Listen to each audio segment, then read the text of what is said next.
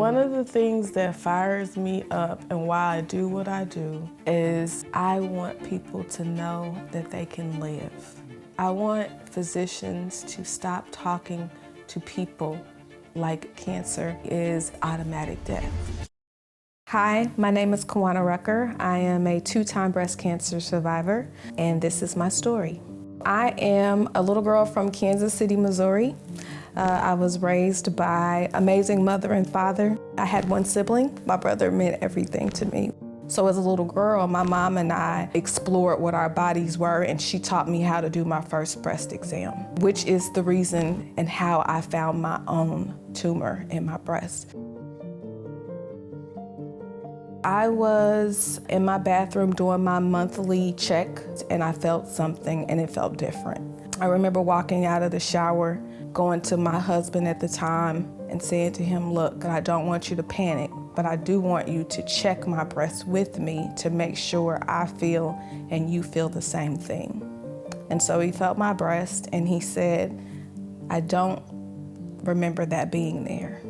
Within the next day, I was thrust into a mammogram. I was told I had dense breasts, so I needed to go in for an ultrasound.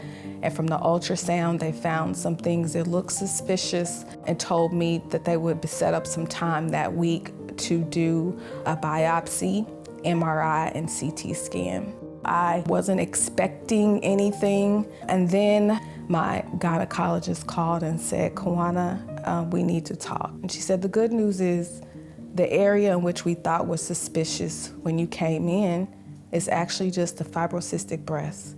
But in the lower quadrant of your right breast, we did find a suspicious tumor, and I don't remember anything after that. My thoughts was that I was going to die.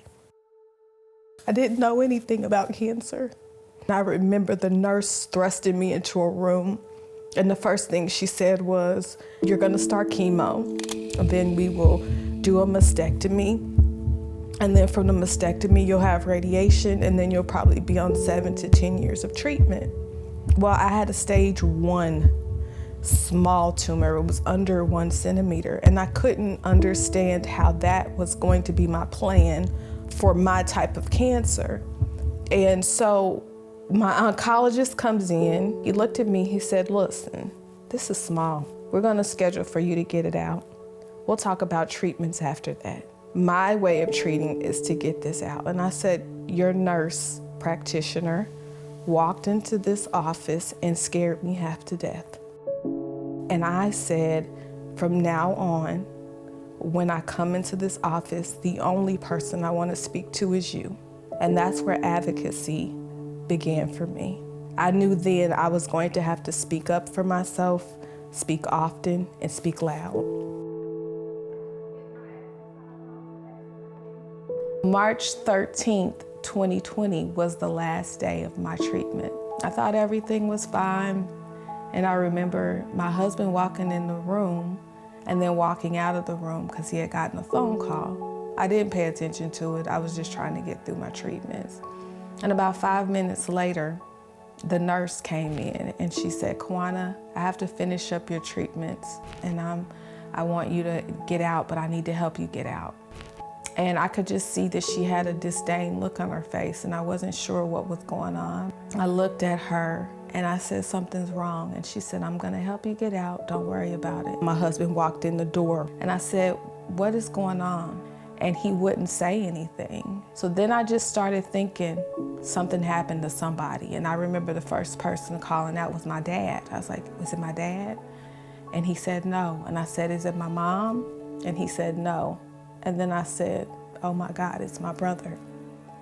And he looked at me and he pulled me out and he hugged me. He looked at me and he said, your brother, he's gone. We have breaking news this morning. A deadly shooting near the Triangle is causing some big problems for your drive. Well, police are still trying to really figure out exactly what happened. That is where police are focusing their investigation. That's where they found a man shot and killed. He always felt like I was gonna be somebody, and so he would be super proud of me.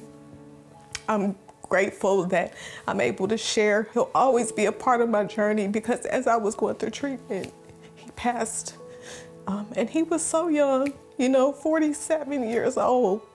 But I know that, part of my legacy, part of me living is that he would want me to keep fighting and keep educating and keep supporting. Hearing cancer mentally changes your life. And there are so many people in this group of community that I'm in who have survived cancer 25, 30 years and shouldn't be here. And I believe it's because they believe and other people believe with them. So there's power in community. I have found great community at Tigerlily. 2 years ago, Tigerlily reached out to me on Instagram about being an advocate. And so I went through the advocate training. Now I am a lead in the Pittsburgh and DC area where I help support women through breast cancer during and after, and we're passionate about saving lives. A part of my healing has been helping others, and as they've healed, I've healed, and it's been a blessing. We have to encourage people to live. I'm Kawana, this is my life, and this is my legacy.